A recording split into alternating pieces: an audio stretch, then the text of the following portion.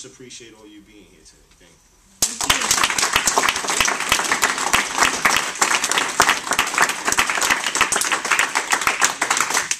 Thanks, Alfredo. That was awesome.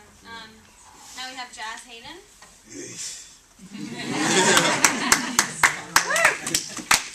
I mean, it's such a wonderful thing just to be able to sit here and listen to Alfredo at 28 years old, you know. As many of you know already, I'm old enough to be his grandfather. But everywhere I go, people ask me, where are the youth?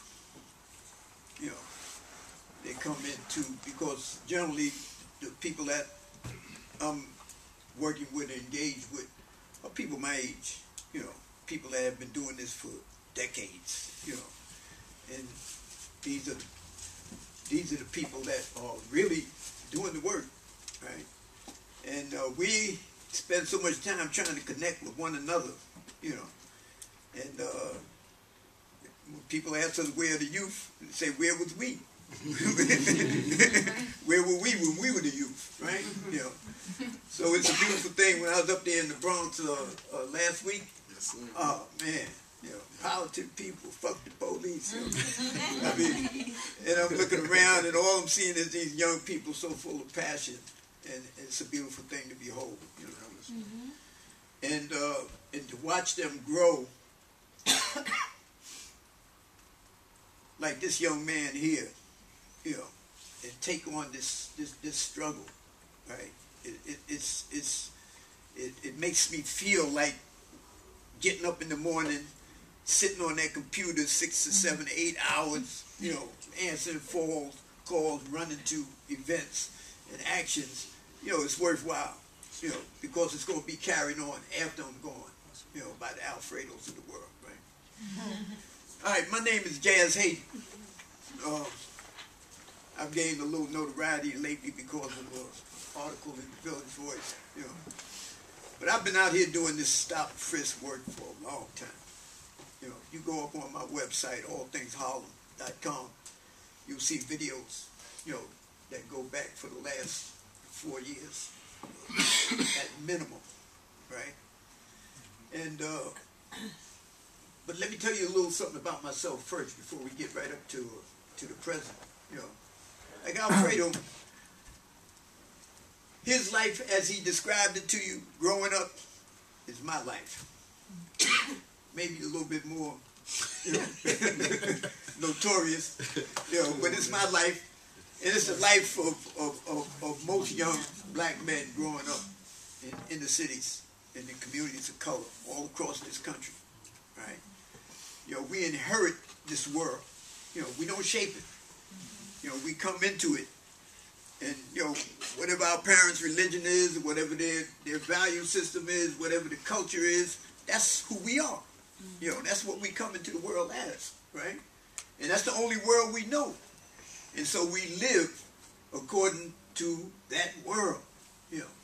It shapes us, you know. It moves us around, right? And whatever the forces are that at work in the community, in the world that we find ourselves coming up into, that's what we have to deal with, right?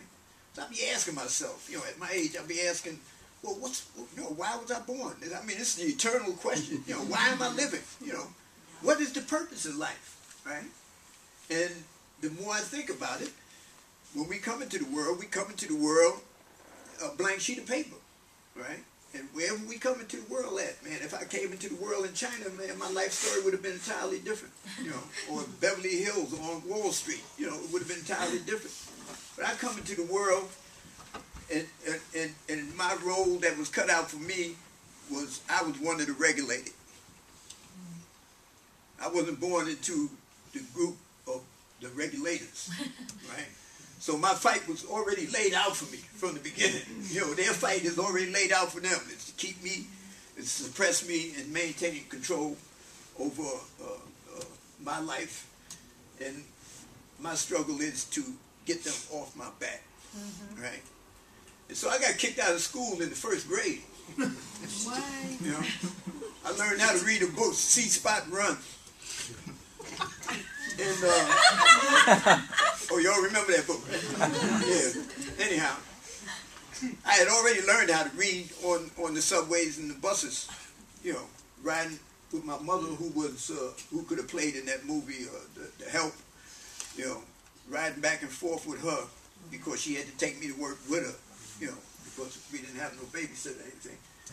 And this is where I learned to read, on the subways, in the buses, you know, and reading the signs in the street. So when I got to school, you know, and they gave me this book, this was the easiest thing in the world, you know. And so I learned how to read the book. And I asked the teacher, could I take the book home to read to my mother, you know, because, you know, my mother was everything, you know, and if she didn't know that I had accomplished this, then it had no meaning for me, right? So the teacher said, yeah, you can take the book home, but you have to wait till Friday. Well, Friday came, the teacher didn't show up, and a substitute teacher came in. And as I was walking out the door with the book at the end of the day, after waiting all week, 5 years old, you know what it is to wait, you know, all week to do something? You know, you can't wait a second for anything, right? I'm walking out the door, and she said, where you going with that? I said, well, teacher said I could take it home. I had to wait for Friday. Well, she's not here. You can't take it. I looked at her, and I kept walking. And she grabbed the book and pushed me. I went and got a flower pot and threw it straight at her head. So they wrapped me up and took me to the 32nd precinct, where I just had my last. At 5 years old, they took me to the 32nd precinct to hold me there until my mother came home from work. So I'm sitting up there on the sergeant's desk, you know, feet dangling off, and my mother came to pick me up. That was my first encounter with the abuse of power. That was my first encounter, and my response to it has been my response all my life. All my life, that's been my response. You know, I've been living in a state of rage at abusive power since I was 5 years old, right? Of course, I was a brilliant kid because at 5 years old I learned how to read C-Spot Run, you know. But because of that encounter, I got kicked out of every school I ever went to after that, you know. As soon as I experienced abuse of power, my response was the same. It wasn't a flower pot. It was something else, you know. But they got it, you know. And I think that was a defining event in my life, right? That shaped me for the rest of my life, you know. Even now, the police will have me in the precinct handcuffed in the stage, and I'm telling the man, take these cuffs off and take that uniform off, and I'll kick you. You understand me?